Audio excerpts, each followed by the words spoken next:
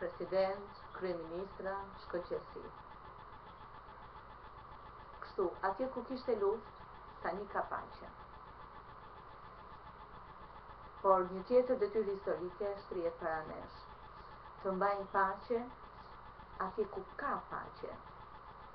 Pas të gjithash, historia nuk është një roman, një libër të cilin ne mund ta mbyllim pas një përfundimi të lumtur.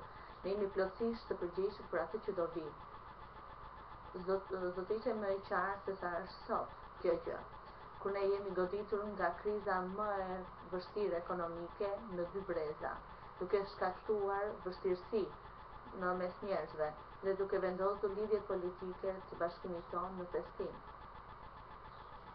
Prindrit që luftojnë për t'ia dalë në fund të muajit, punëtorët që janë hequr nga puna, studentët të cilët kanë frikë se megjithëse sado shumë të përpiqen, ata s'do ta gjejnë kur punën e tyre të parë.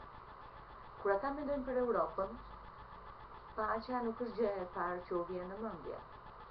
Kur begatia dhe punësimi, themeli i shoqërisë tonë, duken të kërcënuara, është natyrale të shohësh ngurtësimin e zemrave, ngushtimin e interesave, madje edhe kthimin e stereotipeve të harruara për një kohë të gjatë. Për disa, jo vetëm vendimet e përbashkëta, por vetë fakti që të vendosim së bashku mund të vihet në dyshim.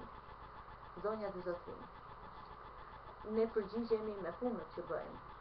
Me besim ne do t'ja dalim. Ne po punojmë shumë për t'i kaluar vështirësitë, për të rikthyer rritjen dhe punët. Ka gjithashtu një nevojë absolute për këtë gjë, por ka më shumë se sa na udhëheq ne. Është dëshira për të mbetur zotër të fatit tonë. Ndjesia e bashkimit dhe një farë mënyre duke folur që nga shekujt ideja e veç Europës.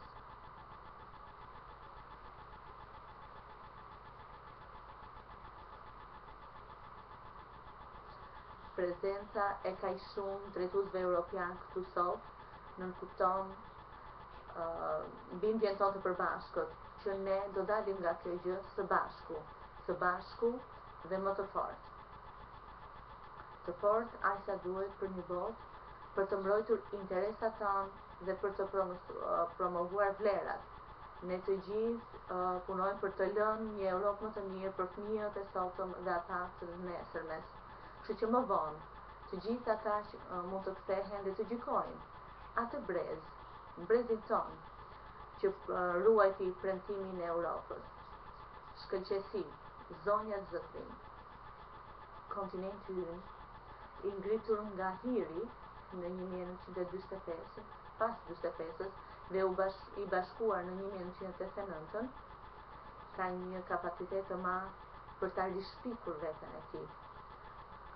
Kjo do jetë për brezat që do vinë, për ta çuar këtë aventurë më tutje. Unë shpresoj se ata do ta marrin këtë përgjegjësi me krenari. Dhe atëherë do jenë në gjendje të thonë, siç themi ne sot, Ich bin ein Europäer.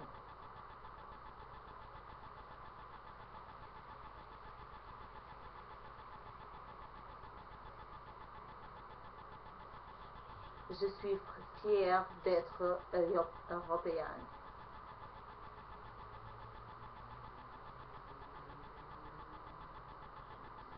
Unë jam krenar që jam europian.